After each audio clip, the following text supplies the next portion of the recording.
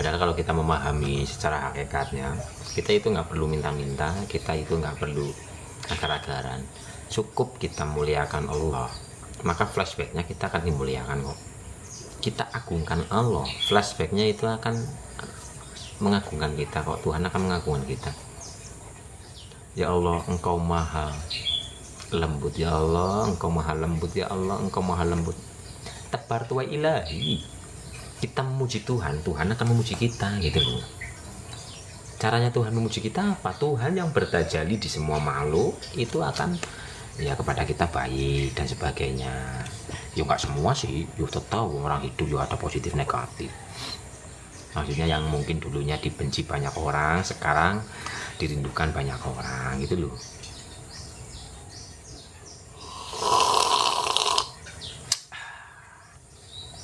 Semua berproses Bapak Ibu. Orang-orang besar zaman sekarang, para mursyid, para guru-guru, para pengusaha, para orang-orang besar, dulu-dulunya itu mengalami yang namanya rasa dadanya sesak, itu mengalami Bapak Ibu. Cuman kita itu taunya sekarang. Coba kita lihat prosesnya di masa lalunya. Nangis kita mungkin dengar ceritanya.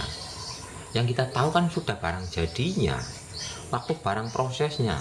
Beliau itu kalau berproses umumnya loh, dilala ya dibenci banyak orang, dilala ya kekurangan, dilala itu apa namanya, prosesnya itu begitu. Sekarang sudah menjadi orang yang mempunyai perusahaan apa gitu, sekarang mempunyai pengikut banyak. Prosesnya ini loh, prosesnya, tirakatnya digempur oleh kehidupan, digempur oleh rasa lapar, ya puasa sih, digempur oleh begadang, bangun malam, wirid, digempur oleh ini oleh itu. Ayo kita coba tengok masa lalunya, bukan saat ininya saja. Orang-orang yang sekarang pada sukses, dulunya yo dadanya sesek. Cuman alhamdulillah karena rahmat ilahi sehingga memberikan hatinya sabar, istiqomah, sekarang sudah menjadi orang-orang besar gitu loh. Jadi nggak ada yang barang instan, semua berproses.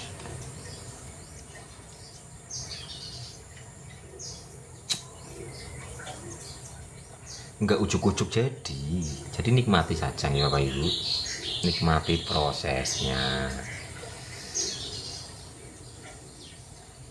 Waalaikumsalam warahmatullahi wabarakatuh.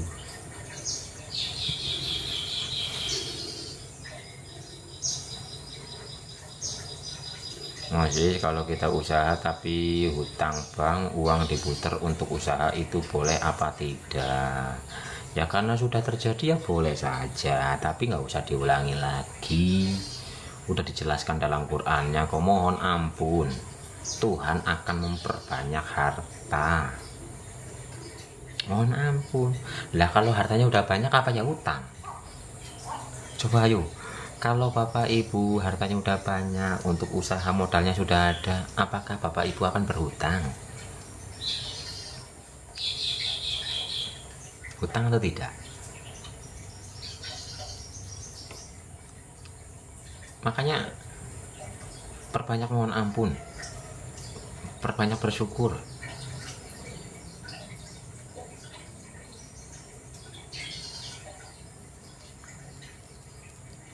Nanti kalau hutangnya sudah lunas, hindari hutang. Nggak usah hutang-hutangan.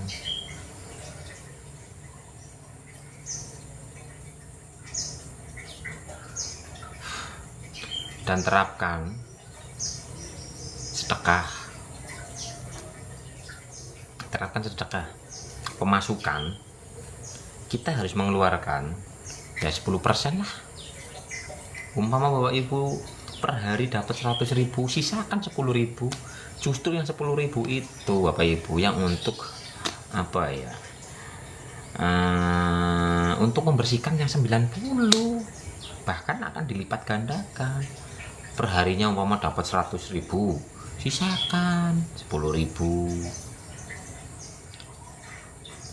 ya buat beli jajan anak-anak kecil, kayak permen kayak atau cilok kayak atau apa kayak Umpama mau dikumpulkan per hari 10.000 kali 30 berarti 300 beri ke orang tua, saudara, ke yatim piatu, fakir miskin.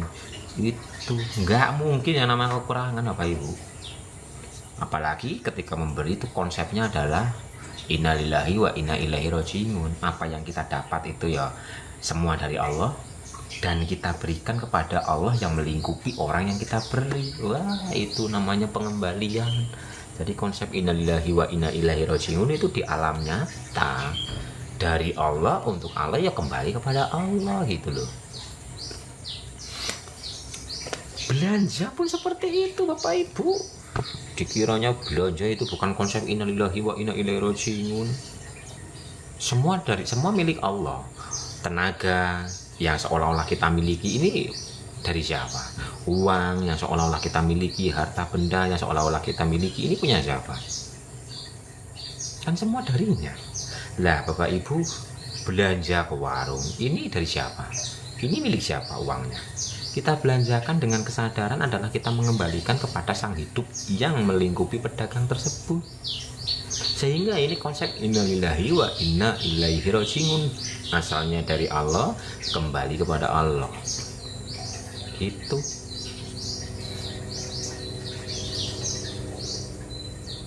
Ya semua Bu, mau buat jajan untuk cucu, mau untuk suami, mau untuk istri, mau untuk orang tua, niatkan. Dalam kesadaran adalah mengembalikan kepada sang hidup. Ketika kesadaran ini muncul dalam diri kita, no pengakuan, no bahasanya keakuan itu. Kita tidak akan melekat kepada pengakuan dan keakuan seolah-olah kita yang memberi, karena ada kesadaran Tuhanlah yang menggerakkan kita, hati kita untuk mengembalikan kepadanya lewat seolah-olah makhluknya. Tuhan yang bertajali yang melingkupi si makhluk tersebut. Maka tidak ada yang namanya kekurangannya, dilala ada aja.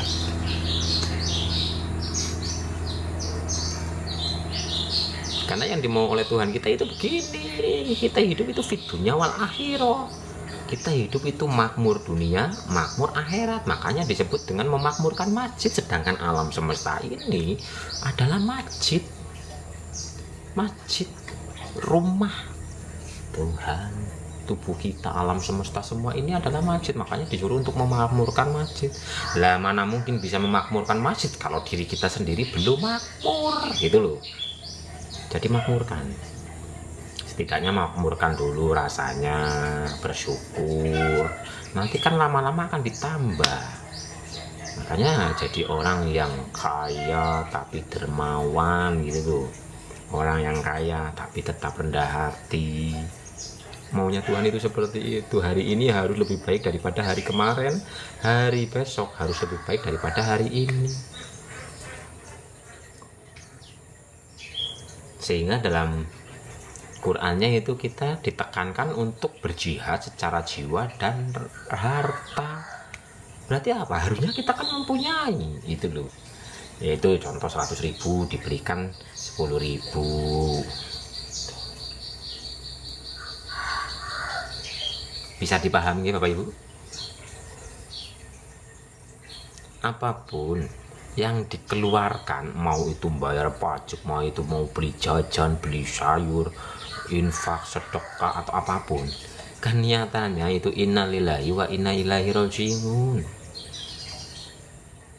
Semua dari siapa? Tenaga ini semua dari siapa? Inilah haula wala. Daya dan kekuatan ini dari siapa? Kita bekerja, dayanya dari siapa? Yang memberi rizki siapa? Coba, yang memberi rezeki siapa? Semua kan dari Allah. Makanya dari semua milik Allah dan kembali kepada Allah. Oke? Bisa dipahami nggih Bapak Ibu?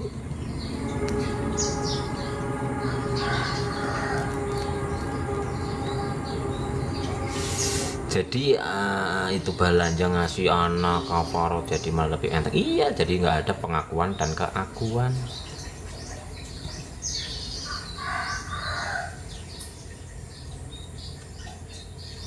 Untuk jalan ke Allah pas ujiannya berulang ya mas. Pegangan kita apa mas, biar kuat diuji. Pegangan kita ya tetap Allah, bergantunglah hanya kepada Allah, sadari Allah.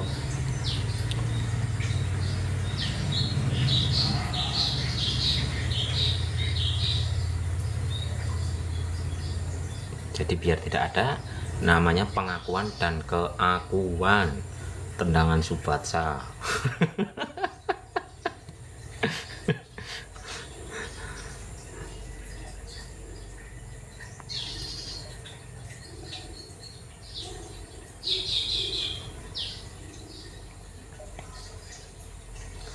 Oke, itu konsep innalillahi wa inna ilaihi raji'un.